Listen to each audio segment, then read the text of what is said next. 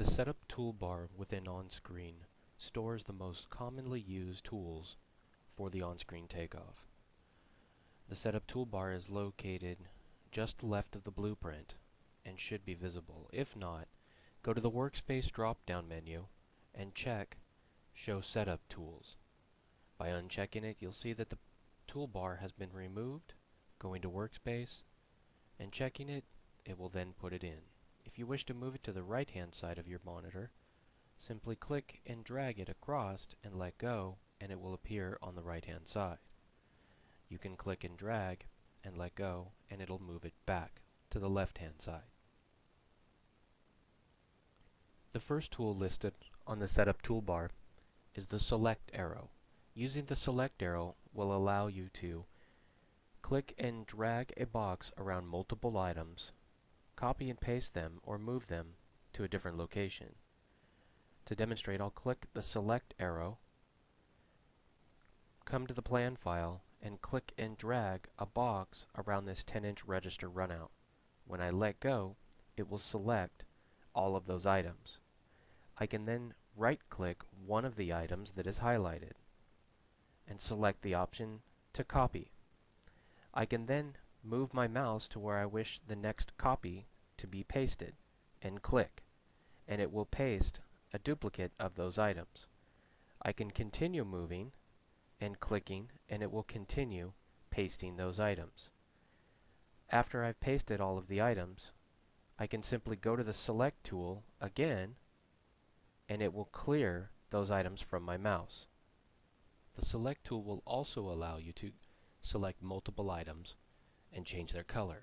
To do so, click the Select tool, put your mouse on your plan file, click and drag a box around all of the items you wish to change. Let go and you'll see that they're all selected. Move over to your color palette and click a color you would like to change these items to. It will change all of the items that have the ability to have a color shown over to the new color that you have just chosen. You can also use the Select tool to change the zone, system, phase, or area. Simply click Select, draw a box around the items again, let go, right-click any one of the items that are highlighted, and you'll see in the right-click menu all of the options available. To change the system, I'm going to click it, and then type in the system I wish to use, and click OK. All of these items have been changed over, and the audit trail and the reports will reflect the changes you've made. The next tool available is the Ruler tool. Click the Ruler tool with the left mouse button, click and drag a line along an area you would like to measure. When you let go, it will show you in red how long that was. In this case, it was 6.222 feet. In order to delete this item, you can click it and then hit delete on your keyboard, and it will remove it. You can have multiple lengths stored on the main takeoff window, and they will live there as long as you leave them there. They will print when you print the plan file as well. To delete them, simply select the item and hit delete on your keyboard. The next item is the Angle tool. Click the Angle tool and left-click and release, and pull your arrow across and left-click and release, and it will establish a baseline. You can then move your mouse up and it will show you the degree that your mouse is being pulled away from that baseline. When you click, it will leave that representation on the plan file for you, and this will print as well. If you click and drag, you can move this item to a different location so that you can see it. To delete it, simply while it's selected, hit the delete button on your keyboard. The next item to discuss is the notes. To place a note on your plan file, simply click the Note button, and then click and drag a box, and when you let go, it will pop up with the Notes field. You can then type in text that you wish to be displayed in that Notes field. When you click somewhere on the blueprint, it will then save that note. You can then resize it and move it wherever you need it to be. This also will be printed when you hit print the plan file. This text can be modified, text size, by double-clicking inside the note field or right-clicking on the note. You can then go to Properties, and you can then change the background color, the font type, size, bold it or italicize it. You could even change the text color. You can also set up what you want your note defaults to be under the File, On-Screen Options, and listed at the bottom on the General tab. Default note style, you can put in text size, background color, and text color. To delete a note, simply right-click the note, or while it's selected, hit delete on your keyboard and it'll remove the note. Click OK and it will remove that note.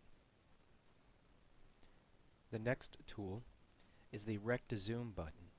By clicking this, you can then drag a box around several items, and when you let go, it'll zoom in to that location.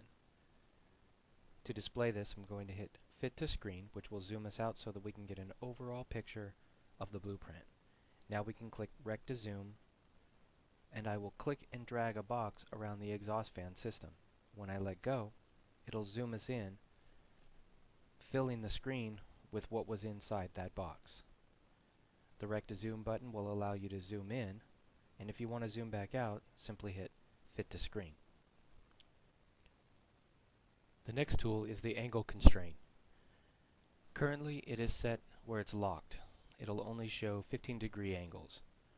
To view this, simply click on a brand new piece of straight duct, select the beginning point of your scaling, and pull your mouse out, and you'll see that as I move the mouse down, it will not change the line until it reaches 15 degrees. Each of those 15-degree increments are stopping blocks for the scaling line. If you click the button again, it'll go to 360, which will allow you to pull a line out in any degree you need. You'll find that this will make your line slightly longer, because remember, a diagonal line is slightly longer than a straight line. And if you constrain it to the common angles, it makes it easier for you to line it up at the end, because you can move your cursor up or down above the ending point. And when you click, it will then stay there. This is a user setting, so when you change it, it will return to the way you left it when you go from job to job. The next two setup tools have to deal with scaling. Please refer to the scaling options videos for the use on these next two buttons. The quality button will allow you to change the quality of the print that you're looking at. By clicking on it, you can change from high to low to medium quality, which will allow you to see more detail on the blueprint. The more detail that you can see, the slower the blueprint is going to respond. Clicking and dragging in high quality is going to take a little bit longer for it to actually move the blueprint along with you. The next location here, the next tool, is the Duct line mode. So you can be in double line or you can be in single line mode. You'll see that when I click a piece of straight duct and click, it's showing a double line representation of that duct line. If I click this button and then draw another piece of straight duct, you'll see that it's going to draw a single line representation of that duct. You can also change the thickness of the single line by clicking Select, clicking on the single line, and changing the line width within this box. I'll change it to 5 and hit Enter. It'll then skinny that line up.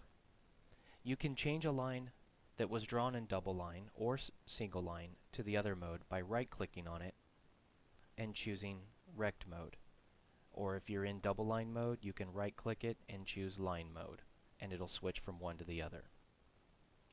This would conclude the walkthrough of the setup toolbar.